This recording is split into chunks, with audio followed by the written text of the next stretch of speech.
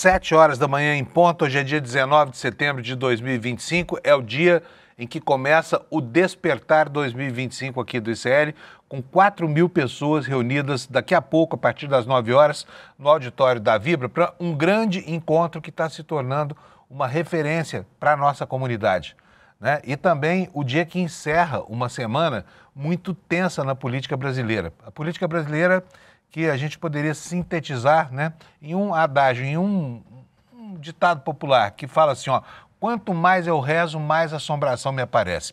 A política essa semana mostrou que parece ter perdido o rumo, né? Tanto pela falta de qualidade moral dos homens que fazem a política, antigamente eram 300 picaretas, hoje são pelo menos 311, né? Vocês lembram desses últimos 20 anos que se passaram aí, desde que Lula cunhou essa frase, até hoje, aumentou um pouquinho só a quantidade de picaretas lá no Congresso Nacional. Mas o volume de picaretagens, né, e a ordem de grandeza das picaretagens, isso aumentou muito, né? O que a gente viu essa semana foi algo inacreditável, as pessoas estão com o estômago revirado de tanta notícia desconcertante.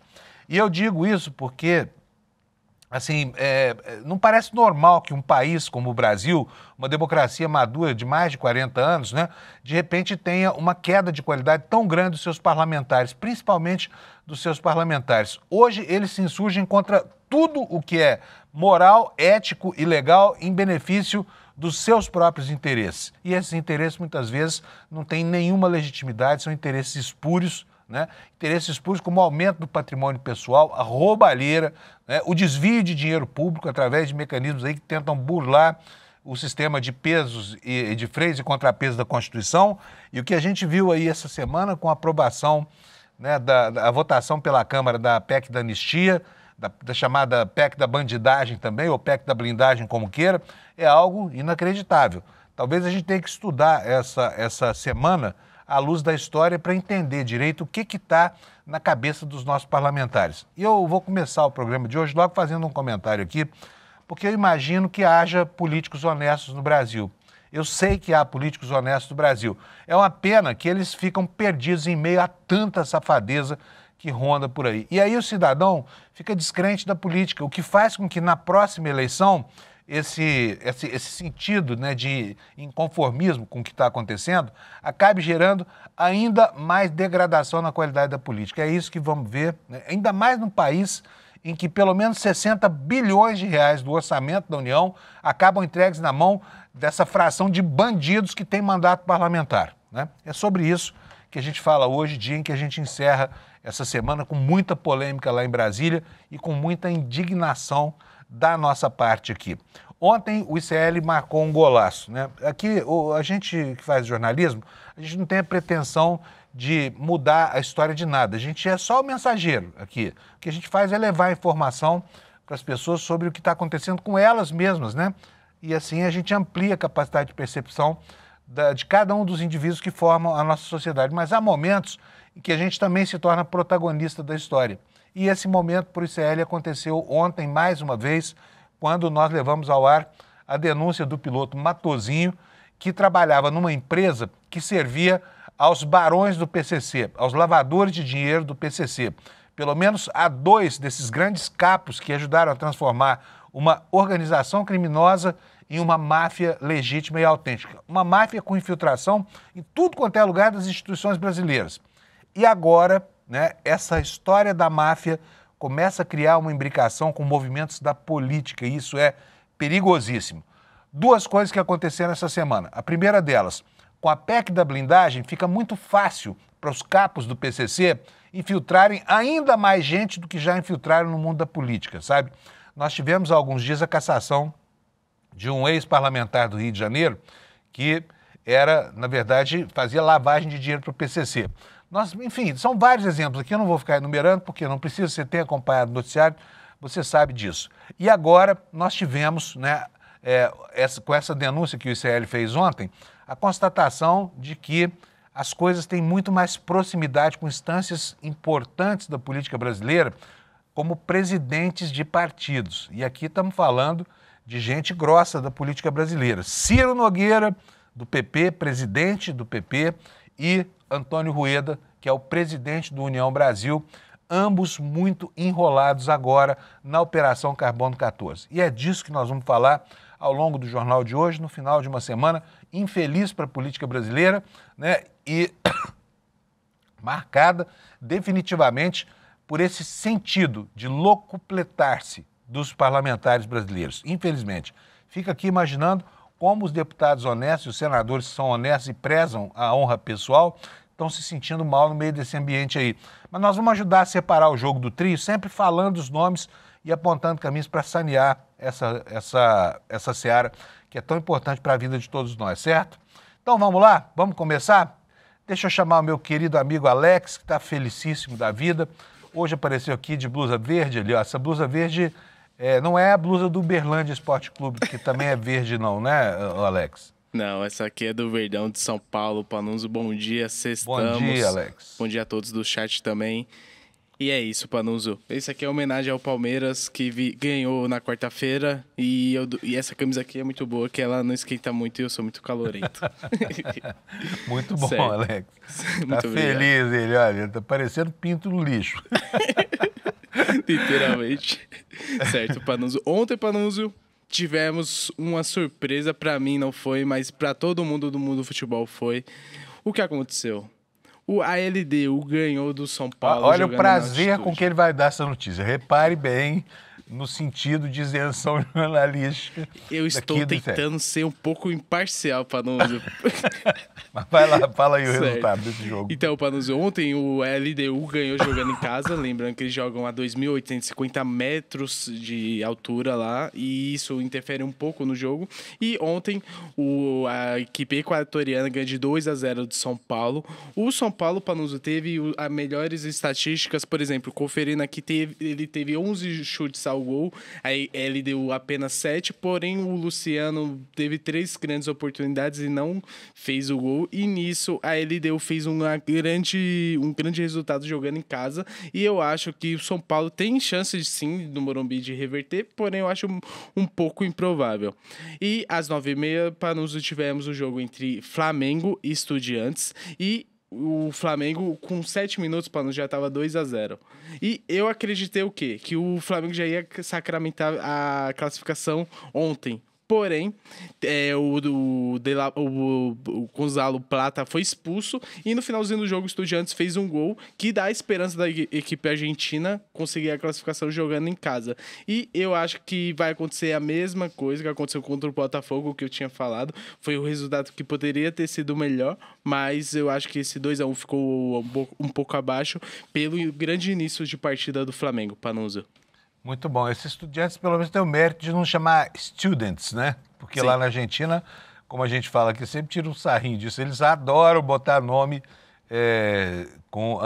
anglicanizado, né, Alex? Em tudo quanto é coisa, né? Sim. Panuso, eu fiz o dever de casa.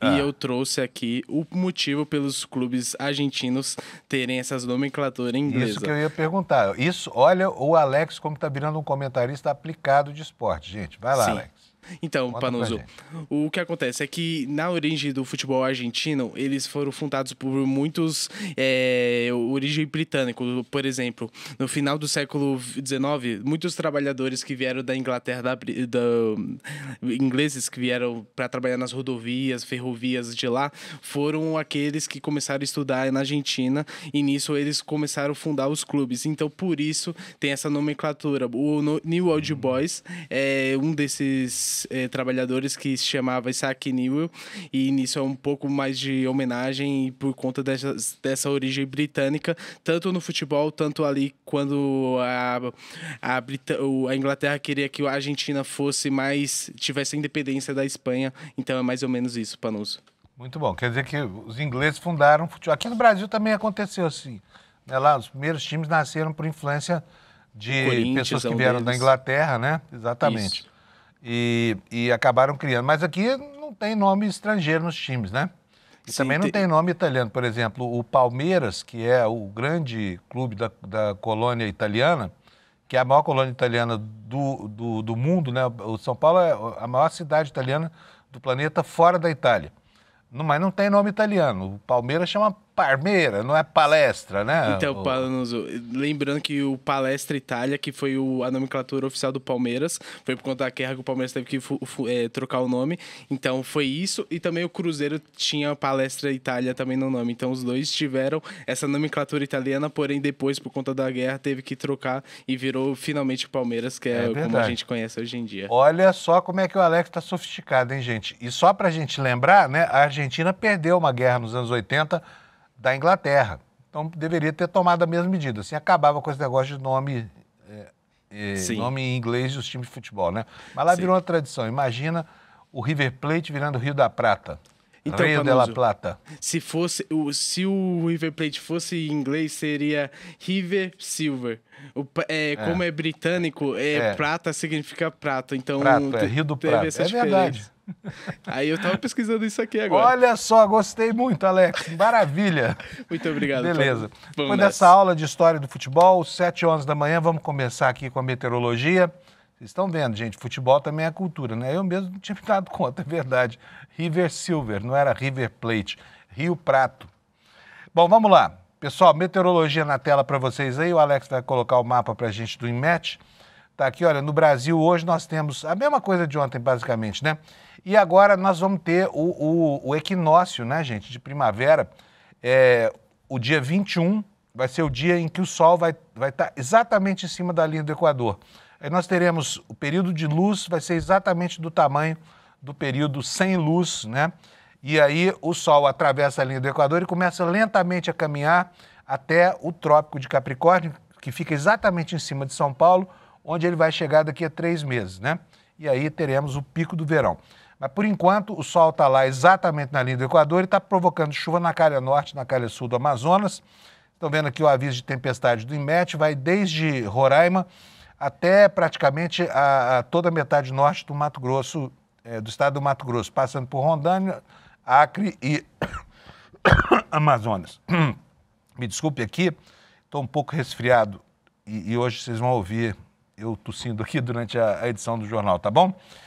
Gente, olha, a temperatura vai subir, vai ferver, viu? Tem aqui na Folha de São Paulo, aqui em São Paulo, previsão de 32 graus Celsius, como você está vendo aí, né? Até domingo pode chegar a 34 graus, vai ser um calorão, então vai ter chuva e o paulistano que aproveite o calor, porque depois vem frio de novo na semana que vem, né?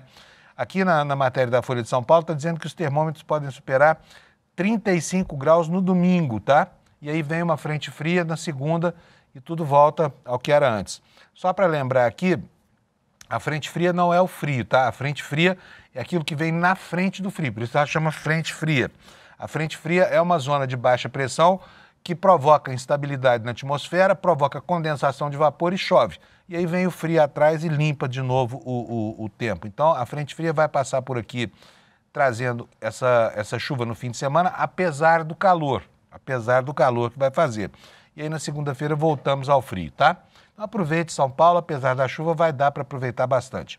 Vamos começar com o noticiário aqui, passando para a capa do ICL Notícias. Noticiário quente e muito desse calor do noticiário vem daquilo que o ICL produziu ontem, que foi uma belíssima reportagem mostrando a associação que existe entre uma empresa de aviação que serve ao PCC e políticos importantes como o Antônio Rueda, o presidente da União Brasil. A declaração de um piloto que durante anos transportou as famílias de Beto Louco e do Primo acabou fazendo com que o mundo da política ontem entrasse em parafuso, né? A ponto de, ao final do dia, o União Brasil, que é presidido pelo Ruedinha, né, aquele sujeito que era useiro e vezeiro e que seria o dono desses aviões, dono oculto desses aviões da Transportes Aéreos, Táxi Aéreo Piracicaba, Transportes Aéreos Piracicaba, opera, porque na verdade os donos desses aviões são pessoas que talvez nem saibam que estão lá nos registros da ANAC como proprietários de aeronaves cujo preço pode chegar até a 60 milhões de reais, tá bom? Mas vamos aqui nos ater a essas manchetes, porque elas vão explicar tudo isso que eu estou falando, tá? Com muita indignação durante o dia de hoje. Olha, viagem com a família do Beto Louco. Quem é o Beto Louco? Beto Louco é um dos lavadores de dinheiro do PCC, tá? foi marcada 3 dias antes da operação da PF. A suspeita é de que tenha havido vazamento de informação antes da Operação Carbono da Polícia Federal, tá bom? Então a matéria é aqui do Flávio VM Costa, do Leandro Demore e do César Calejon, daqui do ICL Notícias.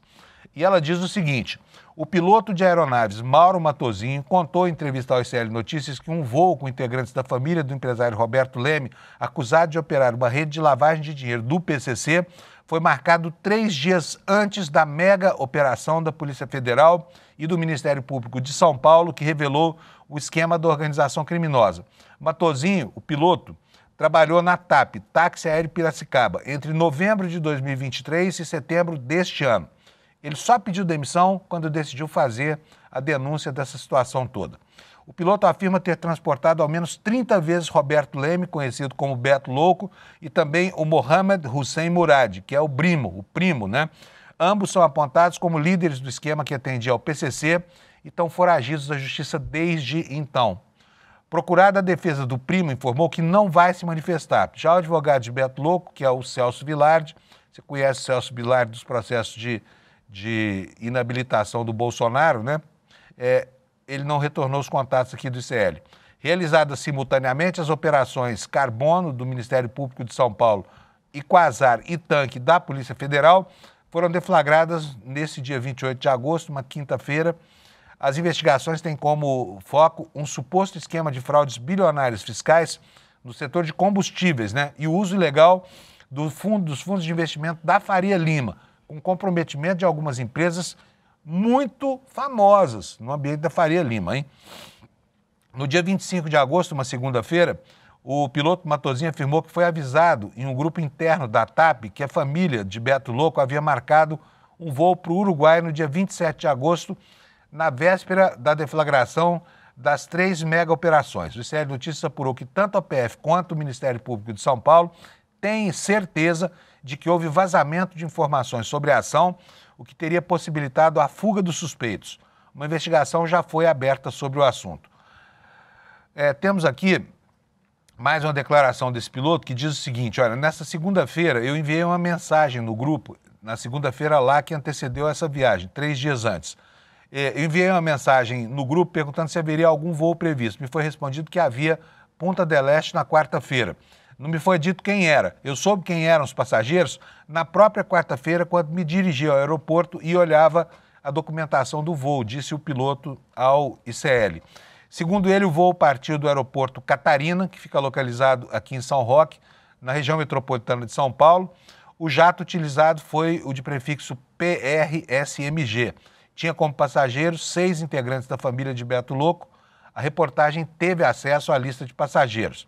E o Matosinho descreveu o voo desta forma: o clima durante o voo era de tensão e abatimento entre os passageiros. A família do Roberto é uma família de pessoas muito amáveis.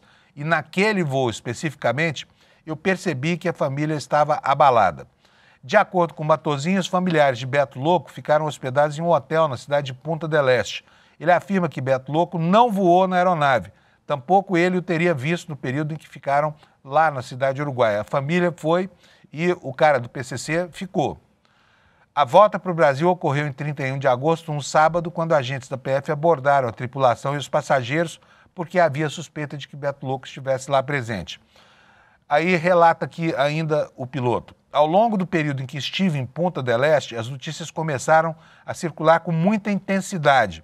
Os nomes apareceram no jornal, inclusive o do Beto Louco, e embora aquilo não tenha me causado extrema surpresa, entendi a situação que a família estava passando ali, contou para nós o Matosinho.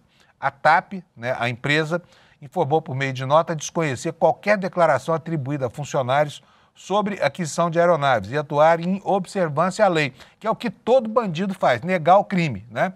A empresa afirmou que não tinha conhecimento de envolvimento de investigados na Operação Carbono Oculto até a sua deflagração e, por fim, não pode fornecer informações sobre clientes ou passageiros sem autorização destes por medo de devassar informações protegidas por sigilo, né? Então é isso aí.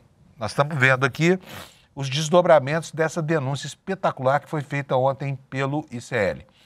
E a principal consequência política dessa denúncia Foi um movimento de grande porte na política brasileira. Por quê? Antônio Rueda, que seria um dos donos desses aviões, dono oculto desses aviões, que é o presidente do União Brasil, partido que está lá instalado na esplanada dos ministérios, deu 24 horas para os seus colegas de partido deixarem os cargos que ocupam no governo, tá? Tá aí a manchete para vocês no site do ICL. União Brasil antecipa a saída do governo Lula e dá 24 horas para os filiados deixarem os cargos. Os membros do partido, como o ministro do Turismo, Celso Sabino, terão 24 horas para pedir demissão. Como o prazo começou a contar ontem, o dia é hoje, né? E diz aqui, União Brasil, desse sujeito aqui, ó, esse aqui é o Antônio Rueda, tá? Que seria dono dos aviões e é o dono também do União Brasil.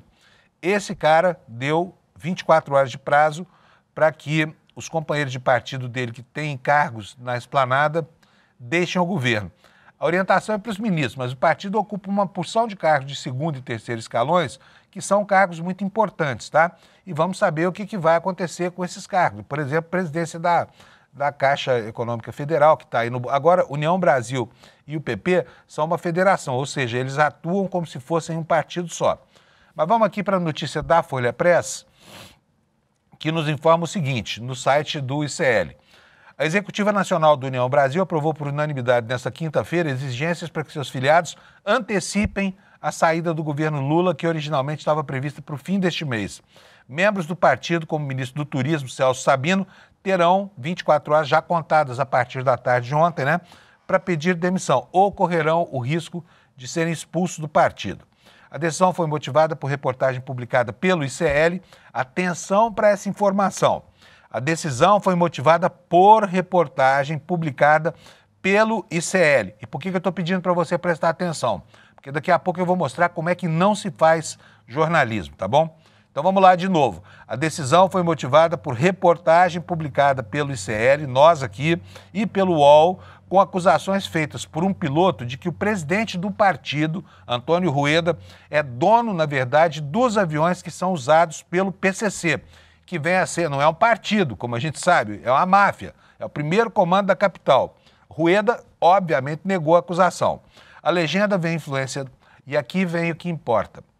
A legenda vê influência do Palácio do Planalto na reportagem, porque um dos seus autores tem um programa na TV Brasil, que é o nosso diretor de jornalismo, Leandro Demore, um dos maiores jornalistas desse país aqui. E essa história de que foi o PT que vazou, o governo que vazou, é mentira absoluta, tá? Você que conhece o ICL sabe como é que a coisa aconteceu. Nós fomos procurados já há 10 meses pelo piloto, pelo Matosinho, que procurou o Calejon, César Calejon, e trouxe a ele esses assuntos que começaram a ser apurados há quase um ano, há mais de 10 meses, tá bom? Que o ICL vem apurando com muita responsabilidade essas informações até a decisão de dar a reportagem. Não tem nada a ver com o governo, com o PT, com nada disso. O Leandro Demore tem um programa lá, absolutamente... O Demore é um dos jornalistas mais corretos do Brasil. Ele não se deixaria influenciar por uma armação, não serviria a um governo dessa forma. Eu asseguro isso com a minha reputação pessoal, tá bom? Então vamos lá. A legenda vê a influência do Palácio do Planalto da reportagem, uma vez que um dos seus atores tem um programa na TV Brasil. Tal coincidência, entre aspas, reforçaria a percepção de uso político da estrutura estatal, visando desgastar a imagem da nossa principal liderança e, por consequência, enfraquecer a independência de um partido que adotou posição contrária, adversária ao atual governo, disse em nota o partido, a facção desse senhor Antônio Rueda, né? O ministro foi alertado na manhã dessa quinta-feira pelo partido sobre a decisão que seria tomada e não disse ainda o que pretende fazer. Segundo a Folha apurou, caso ele permaneça do governo, haverá um processo sumário de expulsão e intervenção no Pará, que é o estado natal dele. Procurado, ele não se manifestou, tá? E aqui a matéria explica que a União Brasil agora é uma federação, como eu já falei, né? Ambos funcionam como se fosse um partido só. A União Brasil aprovou recentemente a federação com o PP, batizada de União Progressista. Uma nova entidade surgiu pela entrega dos cargos de filiados ao governo Lula e tende a apoiar uma eventual candidatura do Tarcísio, governador de São Paulo, né? Então aí a gente vê, Tarcísio, olha quem te apoia, filho. Depois vai dizer, né, que a crítica política é muito ferina, muito leviana e tudo mais. Mas vamos lá, Ruedinha e Ciro Nogueira, né? Ruedinha e Ciro Nogueira. Agora, eu pedi para você prestar atenção àquela informação, porque ela tem implicações aqui na imprensa. Eu quero mostrar para vocês como não fazer jornalismo, tá? Olha só, matéria do Metrópolis. É um site que a gente todo dia coloca aqui as informações como ele. Mas o Metrópolis está num movimento estranho, tentando se apropriar do mérito de uma denúncia que não é dele. E isso você vai ver agora. Isso aqui é uma aula de como não fazer jornalismo, tá bom? Rueda, presidente do União Brasil, vira alvo da PF na Carbono Oculto. Não fala de nada de Matosinho, de CL, de onde saiu a denúncia, nada, nada, nada. Olha agora a desonestidade intelectual desse texto. O nome do presidente do União Brasil, o advogado Antônio Rueda, teria aparecido nas investigações fala aqui, teria aparecido nas investigações que investigam. Texto brilhante. A infiltração da facção criminosa, primeiro comando da capital, nos setores financeiro e de combustíveis. Aí vem a desonestidade intelectual, presta atenção. Segundo apurou o Metrópolis, a Polícia Federal investiga a informação de que Rueda seria dono oculto de jatos executivos que estão formalmente em nomes de terceiros e de fundos de investimentos. Metrópolis, tenha decência, sabe? Não custa nada citar a fonte da informação.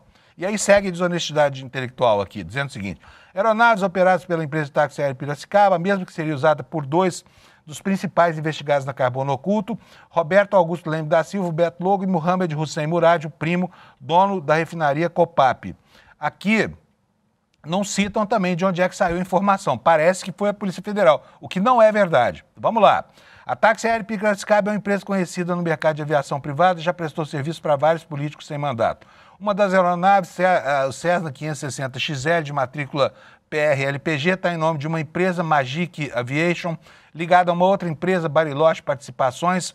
Ambas têm o mesmo presidente. Sediado no Itaim Bibi, São Paulo, Bariloche pertence a dois empresários do ramo da mineração, que seriam Haroldo Augusto Filho e Valdoir Slapak.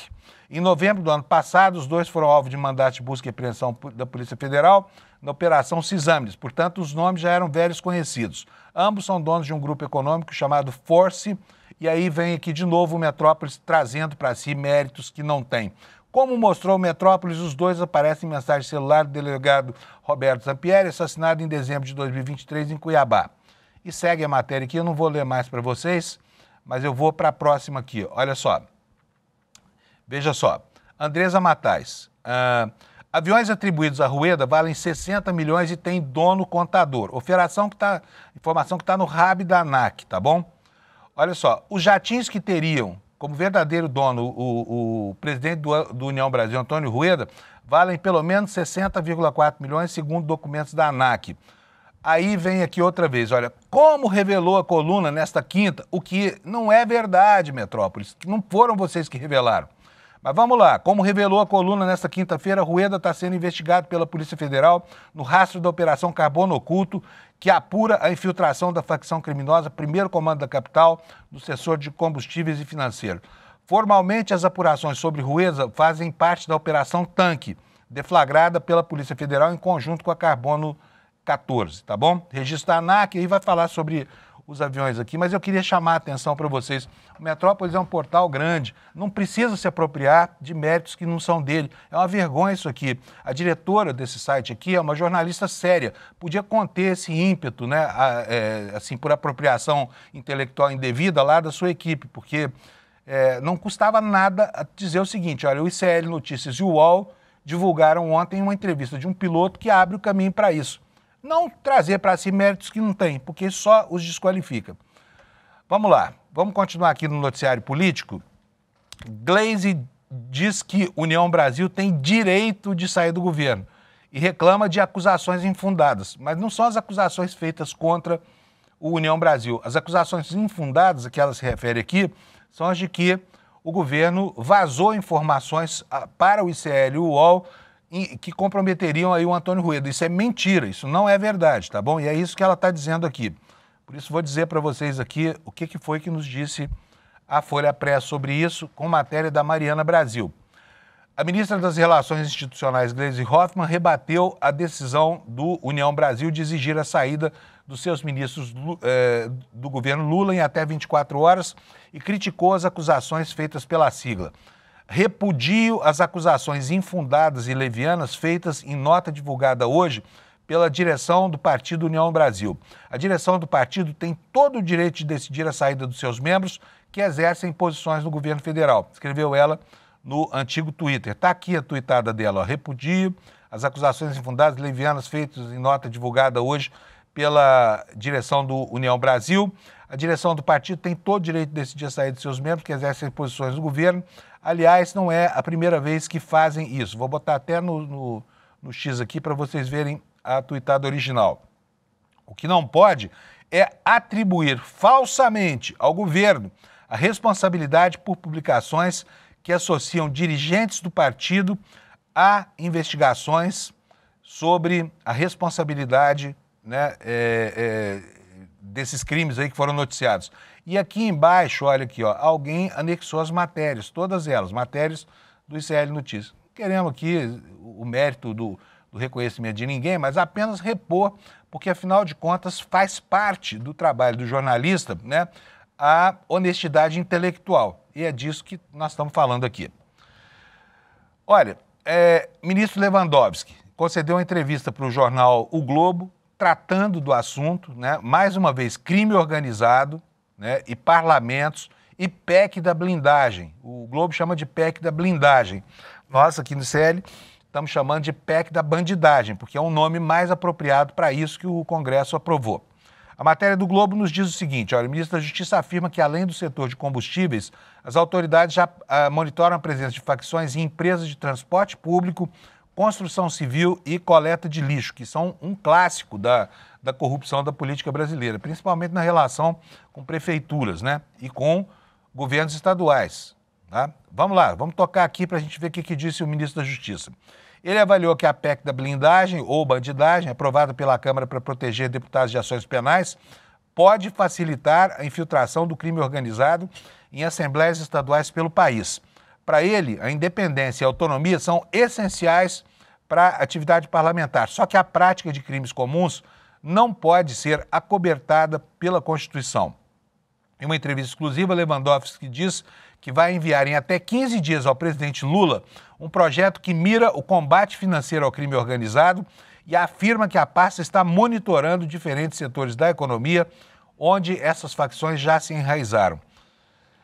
Então aqui segue a entrevista, eu recomendo a você que leia a entrevista no jornal o Globo sobre essas posições aqui do ministro Lewandowski. Eu só acho, viu, ministro, que 15 dias na emergência que o país vive é tempo demais para uma reação do governo, né? Vamos para a próxima notícia aqui no site do ICL. Essa aqui é uma apuração do nosso grande Kleber Lourenço, dizendo aqui para a gente, olha, Hugo Mota atropela Alcolumbre e acabou instalando uma crise na relação entre Câmara e Senado, porque o Alcolumbre tem uma posição que é muito diferente, né, da tibieza desse homem aqui, que aparece como um político fraco, mas, na verdade mesmo, talvez interpretar a sua fraqueza como fraqueza seja um efeito indesejável de paralaxe. Sabe o que é? Paralaxe é aquela história que você olha um objeto e ele aparece numa posição diferente daquela em que ele realmente se encontra. É aquilo que a gente faz, por exemplo, joga uma moeda numa piscina, parece que ela está aqui quando ela está lá na frente, né? Chama efeito de paralaxe. O que está acontecendo? Não se pode dizer que o Hugo Mota seja fraco porque permitiu a aprovação de temas assim tão espinhosos, né, e tão indigestos para a opinião pública. Na verdade, talvez essa seja uma demonstração de força, porque a suposição para afirmar que ele é fraco é de que ele se opõe a esse tipo de coisa.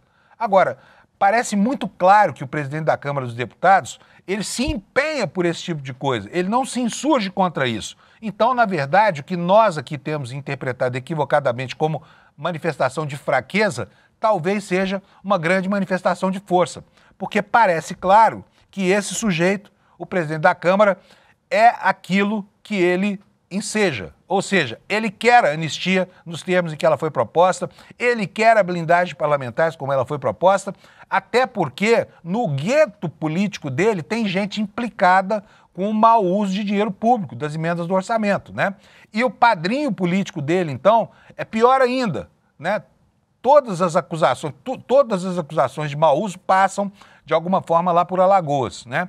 Terra do Arthur Lira, né? Onde ele reina solitário lá, e da compra de kits de robótica até milhares de outros desvios, tem implicação dele em tudo quanto é lugar. Então, talvez estejamos interpretando Hugo Motta como um sujeito fraco, quando, na verdade, ele é muito forte. Por quê? Porque as teses dele, do grupo político dele, estão sendo levadas de roldão nessa, digamos assim, nessa maratona patriótica lá do Congresso Nacional.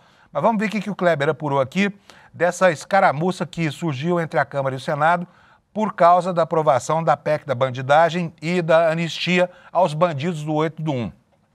Kleber nos conta o seguinte: o gesto de Hugo Motta, do Republicanos da Paraíba, de pautar a urgência da anistia na Câmara, abriu uma crise direta com o presidente do Senado, Davi Alcolumbre, do União Brasil do Amapá.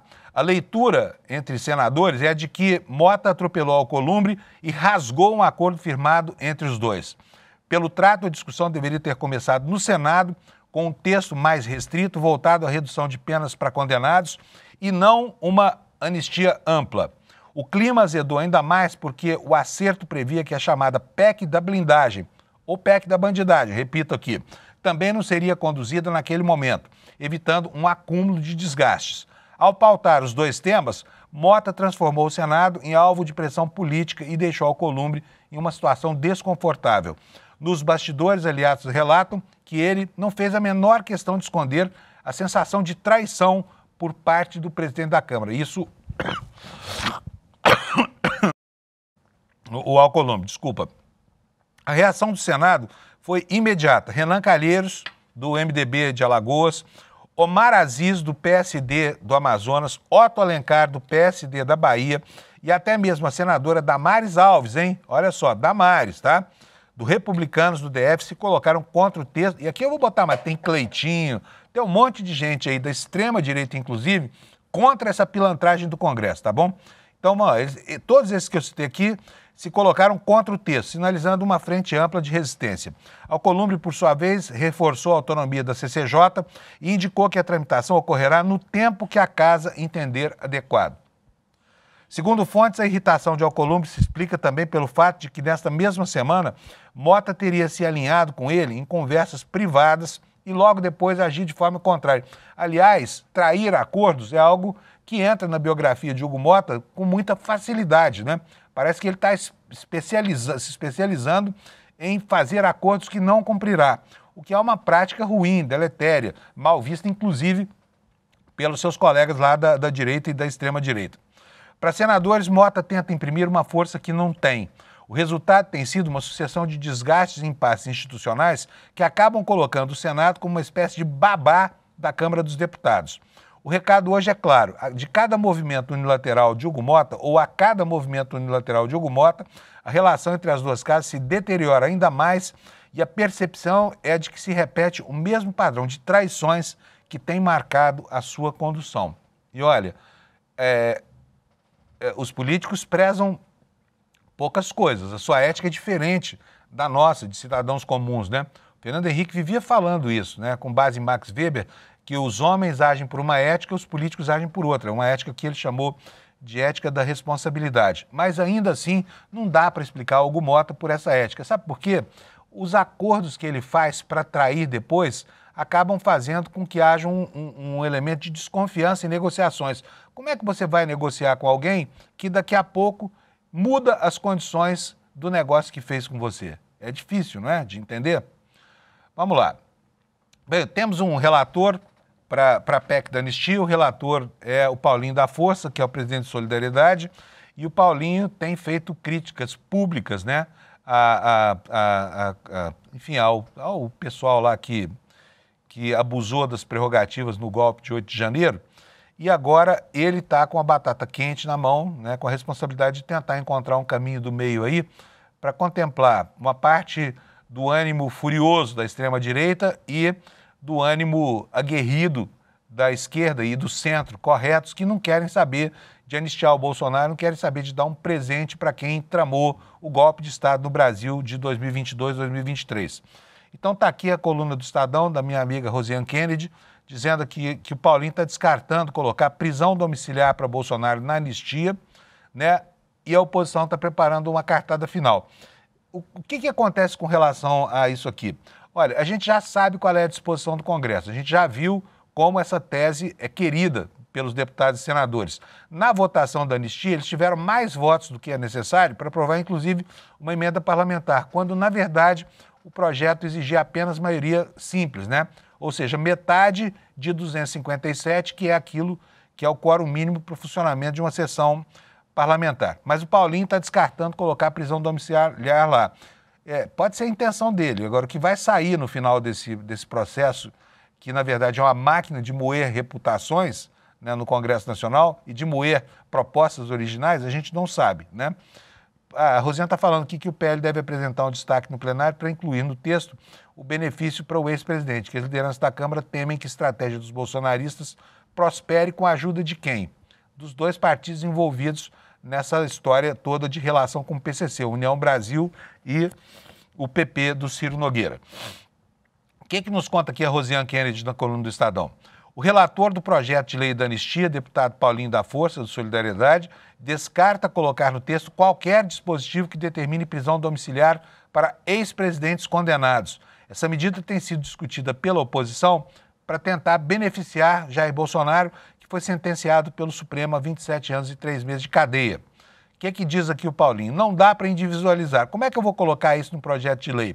Esse cara aqui eu vou salvar, aquele lá eu deixo de salvar. Não dá para fazer isso. Vou ter que fazer uma coisa genérica, geral, para todos, diz Paulinho, a coluna do Estadão. É muito bom, né? Porque toda essa discussão aqui parte de um casuísmo, de fazer uma lei para beneficiar uma única pessoa.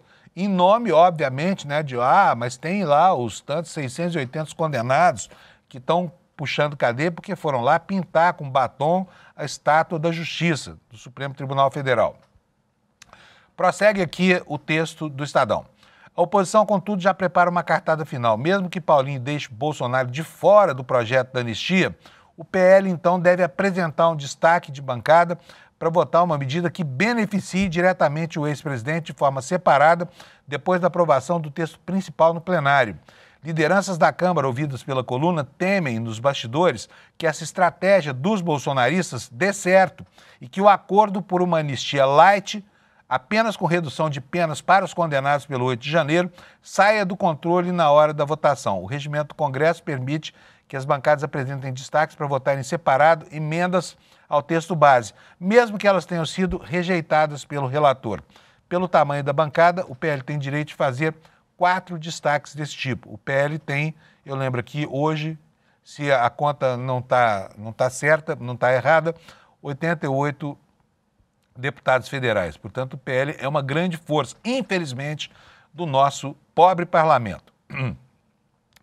Olha, PEC da blindagem foi bater lá no gabinete do Lula também. E o presidente, que tem evitado manifestações mais extremadas e mais assertivas, disse o seguinte, está aqui na capa do Valor Econômico: PEC da blindagem não é coisa séria.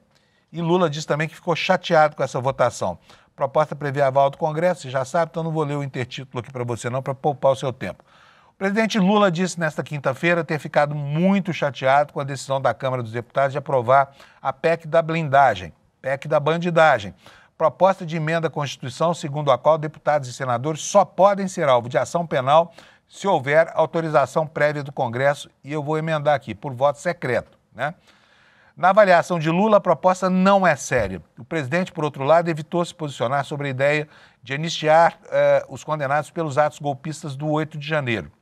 Ontem, quarta-feira, vocês viram que eu fiquei muito chateado. Dei até uma entrevista para a BBC de Londres. A votação ontem no Congresso Nacional, sabe, da prerrogativa garantindo imunidade parlamentar, da forma que foi garantida até para presidentes de partidos, não é uma coisa séria. O que precisa ser sério é a gente garantir a prerrogativa de vida para o povo brasileiro, prerrogativa de trabalho, prerrogativa de educação. É isso que nós estamos precisando dar como lição para o país disse o presidente durante a cerimônia no Palácio do Planalto, né? Então está aqui o presidente Lula subindo uma oitava na crítica que ele antes tinha deixado de fazer por causa da atribuição que é do Congresso Nacional. Mas hoje ele falou, não é coisa séria, né? E por falar em coisa que não é séria, nós temos aqui, olha, mais um processo contra o Eduardo Bolsonaro, também está na capa, está no noticiário do Valor Econômico de hoje. Estou me valendo dele para mostrar para vocês que a Polícia Federal está abrindo um processo administrativo contra o Eduardo Bolsonaro, porque o Bananinha, o Lesa Pátria, é funcionário da Polícia Federal, ele é escrivão da Polícia Federal, né? E aqui o Valor nos conta que a PF vai investigar a atuação do parlamentar lá nos Estados Unidos, chamando sanções aqui para o Brasil, e isso pode fazer com que ele perca a boquinha lá na Polícia Federal, né, de escrivão da Polícia Federal. A matéria é a seguinte: a Polícia Federal abriu um processo administrativo disciplinar, um PAD, contra o Eduardo Bolsonaro, para investigar a atuação dele lá nos Estados Unidos pela imposição de sanções ao Brasil. Além de deputado, filho de Jair Bolsonaro, é escrivão concursado da PF e, com o andamento da ação, pode ser demitido demitido da corporação sob o argumento de traição ao país. Eduardo vive com a família dos Estados Unidos desde março, onde tem articulado lá com o governo Trump todo tipo de retaliação ao Brasil, por considerar que o pai dele, que já foi condenado por tentativa de golpe de Estado no Supremo, sofra perseguição política, como ele alega, né? Aqui ele confunde perseguição política com persecução judicial. A PF instaurou o processo que tramita em sigilo porque aceitou uma representação protocolada pelo deputado federal Guilherme Boulos, do PSOL. O parlamentar comemorou nesta quinta-feira a abertura da ação. Comemorou dizendo o seguinte: grande notícia, a Polícia Federal aceitou a nossa representação e abriu o processo para demitir Eduardo Bolsonaro do cargo de escrivão por traição à pátria. Eles blindam de um lado, a gente vai para cima de outro, escreveu o Boulos ontem no Instagram. Então é isso aí, Bananinha se vê assim, envolvido em outra confusão, né? Enfim, a família inteira lá, Bolsonaro, de pendurado em cargos públicos, mas esse aí é o único concursado da família. Os outros todos é boquinha, cargo em partido, mandato eletivo, etc. Esse pelo menos prestou um concurso e agora vai perder o emprego de escrivão lá, né? E 40 deputados que não querem ser confundidos com a malta, com a nata da bandidagem do Congresso, ingressaram no Supremo Tribunal Federal com uma ação contra a PEC da bandidagem, nos diz aqui o site do ICL. O grupo pede uma liminar para suspender a tramitação da PEC por vícios formais. Em ação separada, Kim Kataguiri também questionou a proposta no Supremo Tribunal Federal. Kleber Lourenço, mais uma vez aqui, foi quem fez a apuração e traz para nós essa notícia. Um grupo de 39 deputados federais ingressou com mandado de segurança no Supremo pedindo liminar para suspender a tramitação da chamada PEC das prerrogativas, apelidada também de PEC da bandidagem. O documento sustenta que o processo legislativo foi conduzido de forma anômala, antidemocrática e inconstitucional, contrariando princípios básicos da Constituição e regras do regimento interno da Casa. Uma vergonha, né? O que aconteceu na madrugada de anteontem para ontem. Segundo parlamentares, houve supressão de prazos regimentais, o que inviabilizou a apresentação das emendas e limitou a possibilidade dos debates. Eles afirmaram também que o parecer da proposta foi lido em plenário sem publicação prévia, impedindo o exame detalhado do conteúdo. E um outro ponto questionado foi a mudança do regime de votação, que teria ocorrido no meio da sessão, passando de presencial para semipresencial. Por quê? Porque o assunto estava perdido.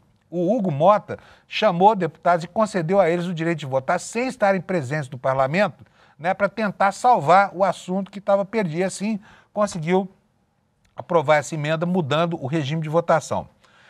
Além disso, o mandado cita a representação de matéria já rejeitada em descumprimento ao artigo 60, parágrafo 5º da Constituição, que veda a representação de temas derrubados na mesma legislatura. A mesma legislatura é o mesmo ano, tá? O mesmo ano legislativo, né? Por quê?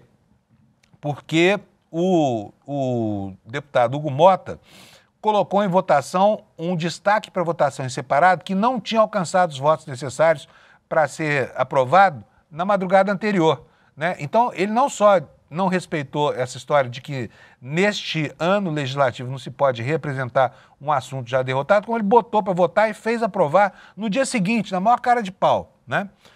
Então vamos lá, segue aqui a notícia. O pedido de liminar encaminhado ao Supremo pede que o andamento da PEC seja imediatamente suspenso até o julgamento definitivo da ação. No julgamento, os deputados afirmam a continuidade da tramitação pode consolidar vício insanável, tornando irreversível a lesão ao devido processo legislativo e permitindo que o vício se incorpore ao texto constitucional, o que é gravíssimo, né? Mudar a Constituição quando ultrapassa, gente, fala sério. A peça também solicita que a mesa diretora da Câmara seja notificada para se manifestar e que a Procuradoria-Geral da República seja ouvida. Além do pedido coletivo, o deputado Kim Kataguiri, do União Brasil, também protocolou um mandado de segurança próprio no Supremo, questionando os mesmos vícios formais e regimentais. E dessa forma, ao todo, 40 deputados recorreram ao Supremo contra a proposta. Quero ler para você os nomes de todos eles. Lembrando aqui que no PT, 12 parlamentares contrariaram a orientação do partido e aprovaram essa PEC contra a qual agora muitos da bancada se insurgem. Quem são os que foram ao Supremo?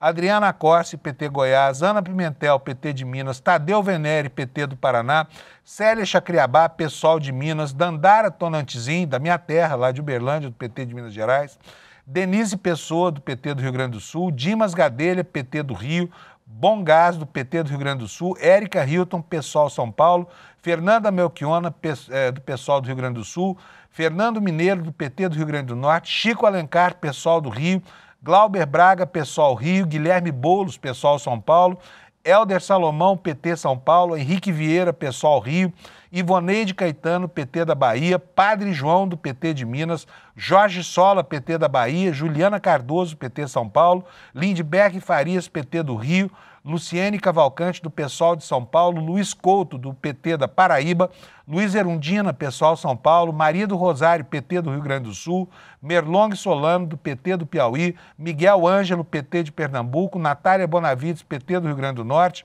Paulo Lemos, do PSOL do Amapá, Paulão, do PT de Alagoas, Paulo Guedes, PT de Minas Gerais, Pedro Campos, do PSB de Pernambuco, Raymond, PT do Rio, Rogério Correia, PT de Minas Gerais, Rubens Ottoni, PT de Goiás, Sâmia Bonfim, PSOL São Paulo, Talíria Petroni, PSOL Rio, Tarcísio Mota, PSOL Rio, Érica Cocai, PTDF e Kim Kataguiri, do União São Paulo. 40, tá?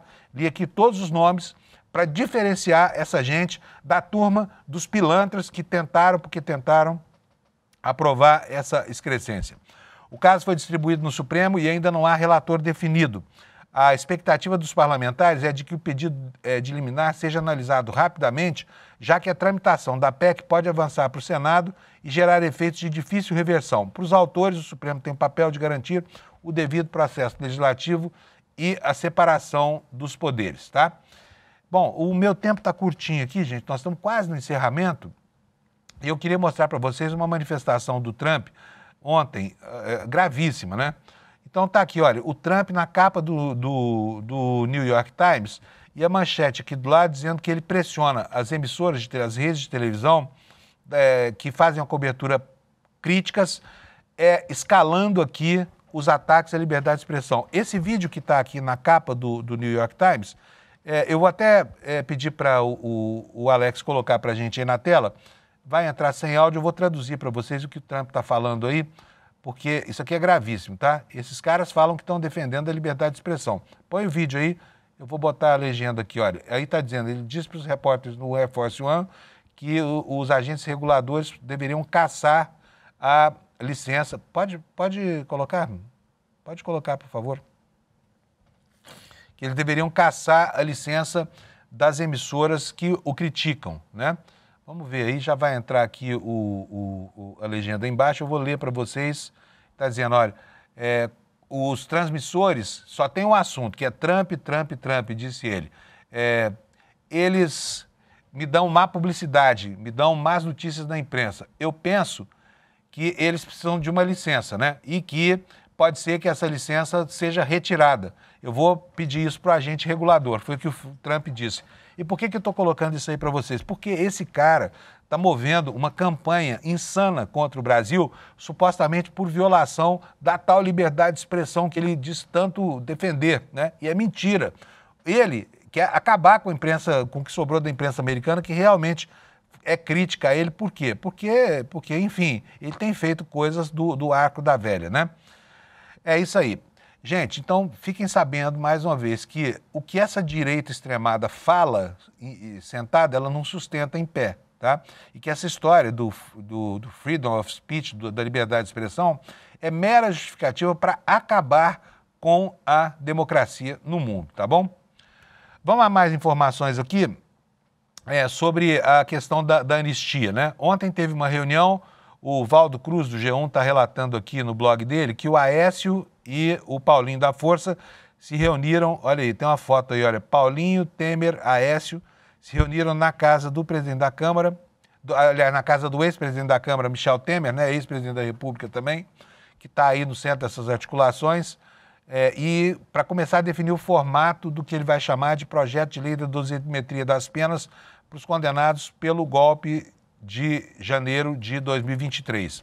Além de Temer e do relator, participaram Aécio Neves, ex-presidente da Câmara dos Deputados, e o Hugo Mota, do Republicano, também estava lá.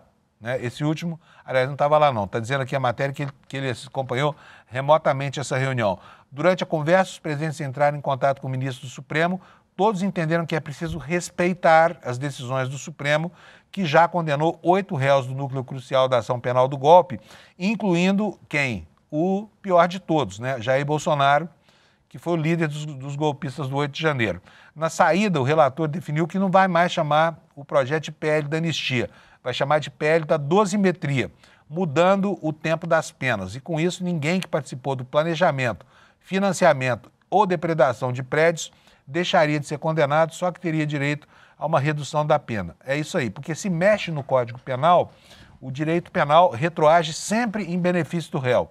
Então, se diminui a pena, isso melhora a situação de todo mundo, sem anistiar o Bolsonaro, que é tudo o que o Partido Liberal não quer, tá? Ainda mais uma informação sobre a PEC da bandidagem, está aqui na tela, vai entrar na tela para vocês aí. Toffoli deu um prazo de 10 dias para a Câmara dar informações sobre a tramitação da tal PEC da bandidagem, né? A decisão ocorreu depois que o Toffoli foi sorteado, o que, aliás, é péssimo, hein? Porque desse ministro, a gente jamais sabe o que pode esperar, né? Como é que ele vai agir. É sempre uma emoção quando o assunto cai na mão do Toffoli. Vamos ver o que nos diz essa matéria rapidamente aqui, porque eu tenho já que encerrar aqui o Desperta. O ministro Dias Toffoli do Supremo deu prazo de 10 dias para que a Câmara dos Deputados apresente informações sobre a tramitação da PEC da bandidagem. A proposta muda a Constituição para estabelecer proteções a parlamentares. Decisão ocorre depois de Toffoli ser sorteado relator de uma ação do Kim Kataguiri, do União Brasil, que a gente já falou agora há pouco, né, que quer suspender o andamento da PEC. Após as explicações, o ministro deve decidir sobre o pedido para barrar a tramitação da proposta, né, que foi aprovada pela Câmara no último dia 16. Olha, está acabando meu tempo aqui, como eu falei. Hoje é um dia importante, nós aqui do ICL vamos encontrar a nossa comunidade presencialmente lá no auditório da Vibra, aqui em São Paulo, onde cabem 4.000 pessoas. Todos os ingressos foram vendidos, o evento já é, portanto, um sucesso de público, né?